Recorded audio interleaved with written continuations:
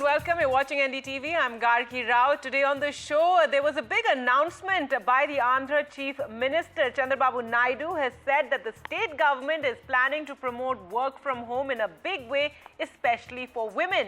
In a post, he wrote, the work landscape underwent a shift during the COVID pandemic, and with technology readily available to scale work from home gained a prominence. Concepts such as remote work, co-working spaces and neighborhood workspaces can empower businesses and employees. So with IT office spaces planned in every city, town and mandal, Andhra Pradesh is creating flexible, inclusive work environments. The Chief Minister also added that such initiatives could help to strike a better work-life balance as well. So it's an interesting move by the Andhra Pradesh Chief Minister at a time when there have been debates and comments made on having a 70-hour work week or a 90-hour work week as well. So these are being promoted by some business leaders and sparking debates. So at a time like that, to have Chandrababu Naidu talking about pushing work from home for women. Today on the show, Andhra's work from home push, Naidu's game changer for women. That is what we are discussing. Joining us on the program to talk more about this, Diana Emmanuel, Senior Director in IT company Experia, Ayush Nambiar, MD Nambiar Group, and Mamta Mahapatra, Professor HR and OB IMI Delhi, joining us from Delhi. Thank you so much all for joining us. And first you, Diana Emmanuel, your comments on this move by Chandrababu Naidu. So I think on this specific occasion of Women for STEM, specifically International Day on that, it is a very positive move. And when we see there are enough women who have not come out to the workforce, they are staying at home mostly, and they are not coming out to the workforce because they don't have working facility available nearby. So when you think like that, this move is certainly a very positive move for women. And I'm sure with providing the proper training and we can get much more people to the workforce. And that is the main key theme around this announcement which has been made. The government will work actively to have more companies opening up, and the IT companies opening up, as he said, in every town, village, in panchayats as well. Ayush Nambiar, your comments on this move by the Chief Minister, and as was just mentioned by Diana Emmanuel, this is a move that will hopefully get more women to come out and work, and also women who after having children actually leave the workforce. So hopefully it will help in that as well. So I am actually, usually never in support of work from home. But this particular move by the Chief Minister is, I think, something which is commendable. I think it is one step closer to this inclusive thought process, inclusive workspace. And I really wish something like this can be even taken on a national level by the government, with whether it's the HRD ministry or it's any of your typical corporates. I think even corporates nowadays, because corporates have led this move, led this change over the past few years. During COVID, of course, it was something that we necessarily needed. But right after COVID, I think it was corporates who continued it, sustained it, and have been able to actually get good work out of the work, your of hybrid work or online workspaces. I think that move itself from the corporate level has been successful, which initially I was not too confident of. But, with this... That's an honest admission there. Yes. Yeah. And it comes at a time when a lot of companies have had problems, moving people back from that work from home culture back to home. Internationally also, we've heard of examples. Diana Emmanuel, also not just to have, allow women to work from home, but the Chief Minister talking about having IT spaces, planning them in every city, town and mandal. That too is a, great thing to hear, that, to have, so people don't have to migrate from villages or towns to the cities. Let's bring those corporate offices to them. Right. So when I see this, go ahead, Ayush. No, go ahead. Yeah. So when I see this move, it is again, I totally agree with Ayush when we say that I'm not a big proponent of work from home, because work happens in office and uh, uh, what do you say, the energy which propagates, even the learning which propagates in a complete office environment is very different. But to get more people into the workforce, there are people who are not entering into the workforce due to these limitations. For them, these policies, and there's always jobs which can be brought closer to home, kind of. So those jobs, we get more talent coming in there, and that's where I feel, be it the mandals, the mandabs, the every panchayat having some workspace is good enough. India has gone digital, and every village is connected now. People are much more digitally aware, and Right. We this also should. have Mamta Mahapatra, Professor HR, joining us to talk about this move by the Andhra Chief Minister. Ma'am, your comments on this move, Andhra Pradesh Chief Minister's push for work from home for women and saying that we will have IT offices everywhere, and this will help the work-life balance.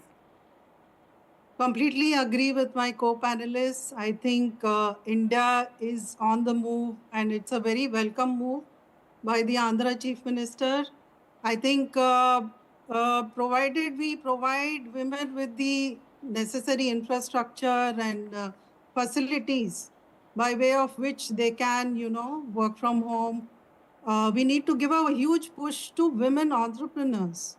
I think India needs this kind of a move, and working from home enables the women to take care of their family responsibilities and, caregiving responsibilities, many roles that they play. So it's a very welcome move, I would say. Right.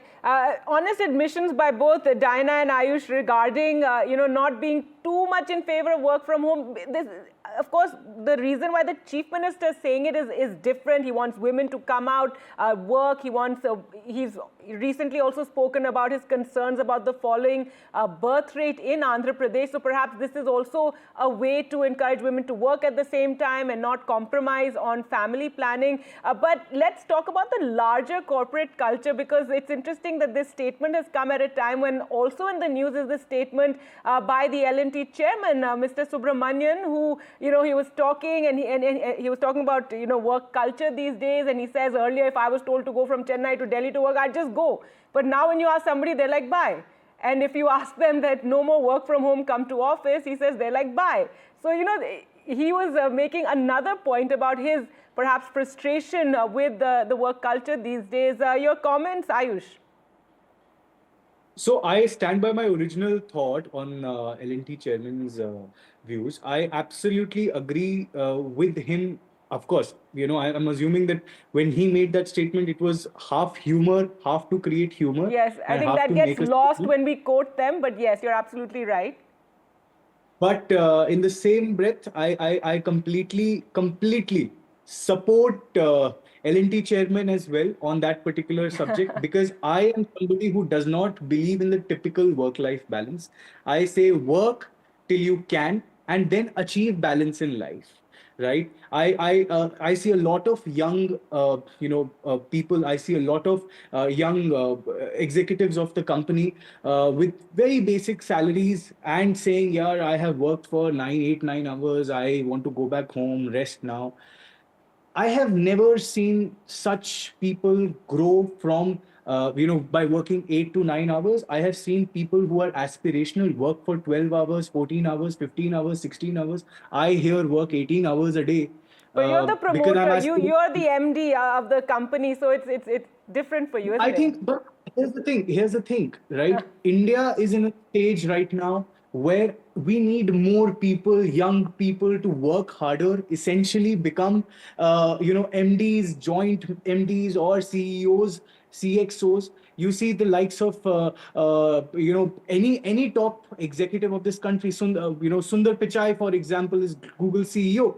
The gentleman, even today, I know him. So 18, 19 hours is nothing for him. And he has done that for the past years. So to achieve that, you need to do that. Yeah, for a short period. It's not sustainable for a long, period. Then you'll have burnout as well. Diana Manuel, your comments Similarly, on work this from home. and what Mr. Subramaniam said about, the kind of ethics or the kind of issues he faces with trying to get more work out of the young employees?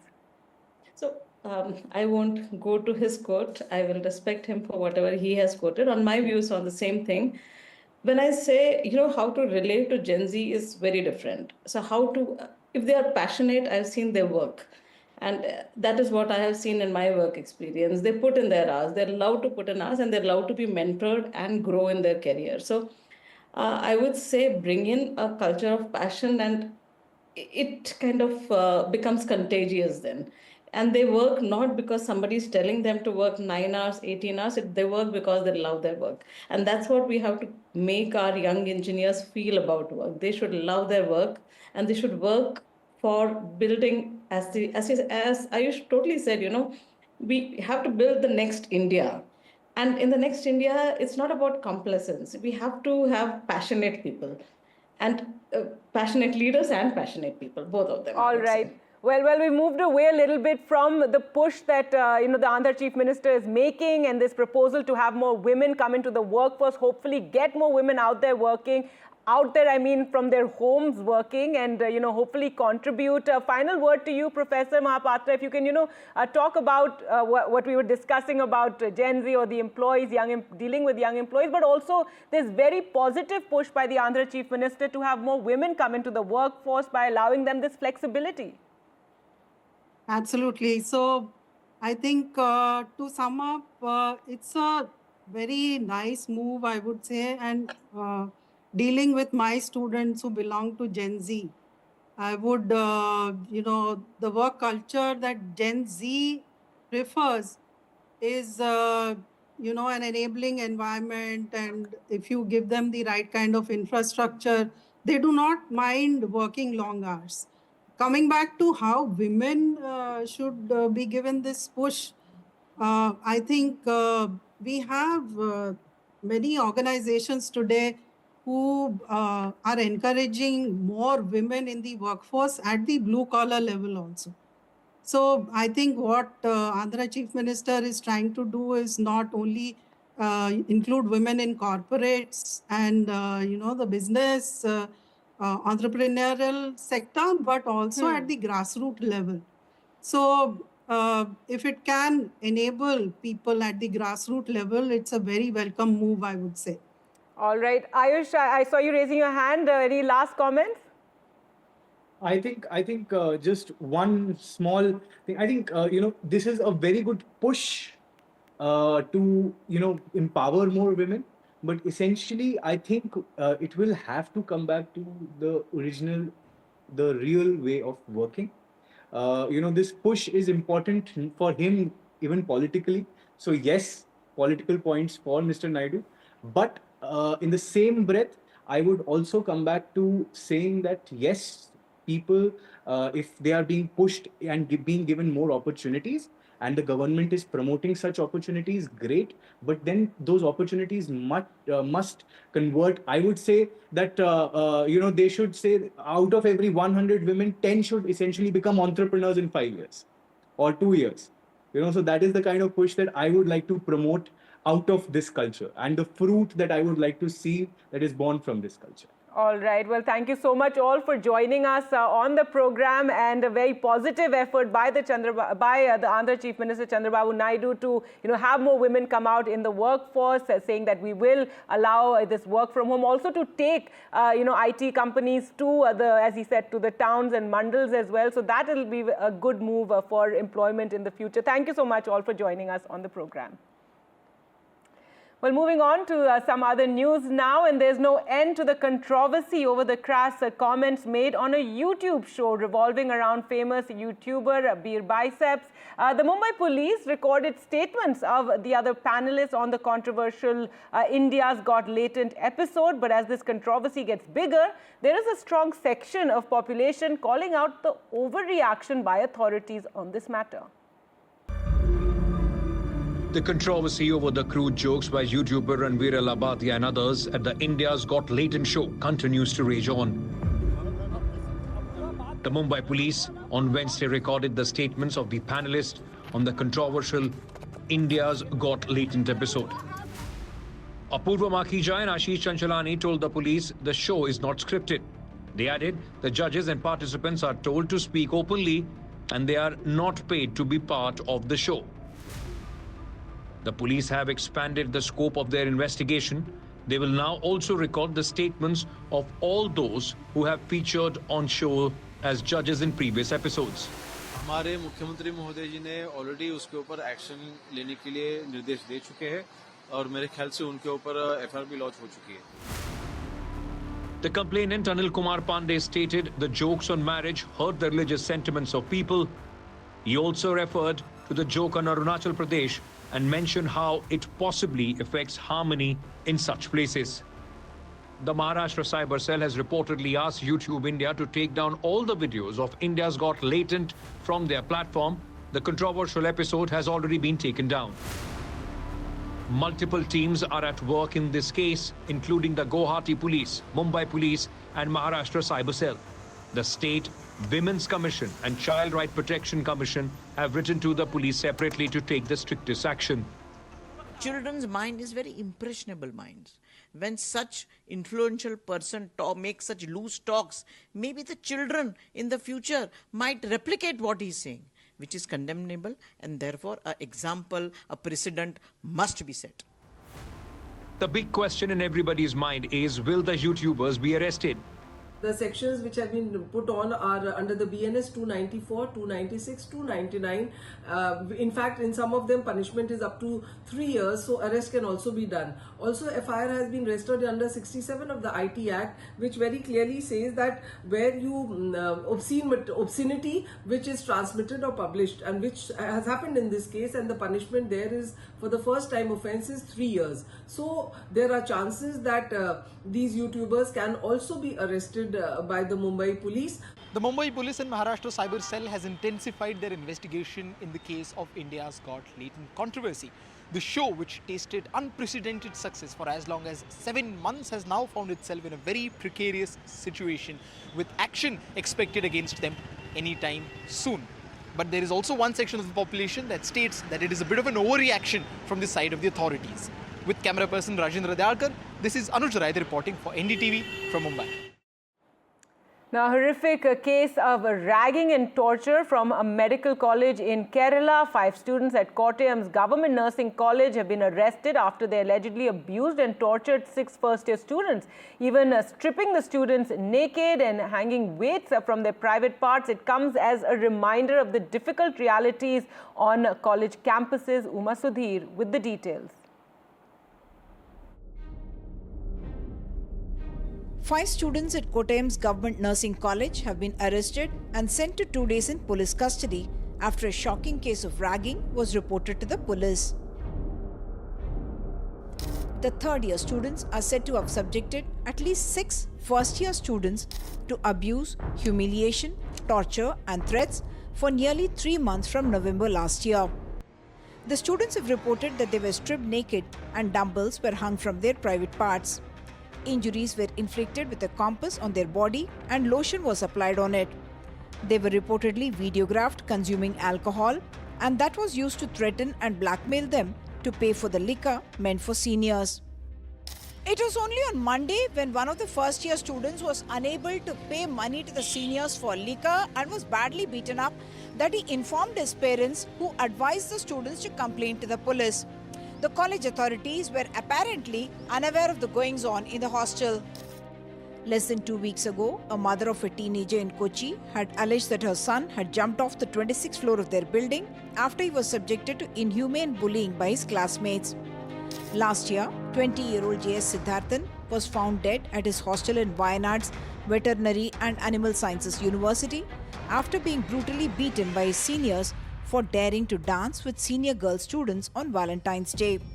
While a more stringent institutional and legal framework is needed to curb the menace of ragging and bullying, what is even more worrying is the seeming normalization of deviant behavior by youngsters, like seen in the recent case of Ranveer Allahabadia and Samay Rena.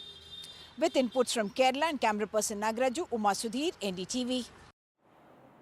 Now, in a game-changing move for global trade, the India-Middle East-Europe Economic Corridor is set to redefine the future of connectivity. As Prime Minister Modi and President Macron today unveiled this transformative initiative, the corridor promises not just new trade routes, but a powerful shift in economic, political and cultural ties between the continents.